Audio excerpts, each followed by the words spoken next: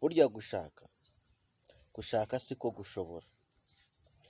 Ushobora kugira umugore ariko shebuja akamukurushaho uburenganzira, igihe amuboneye, igihe amushakiye akamubona,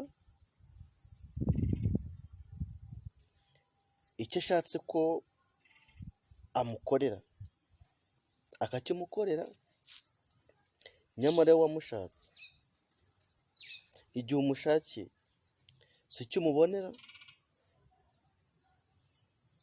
icyo ushatse ko agukorera ashaka no kukubaza nimba wowe nta maboko ufite agikora,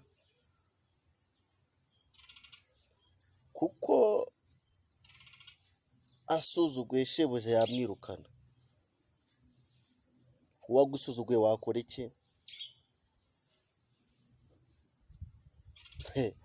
Anti twahawe ijambo, ibaye twahawe ijambo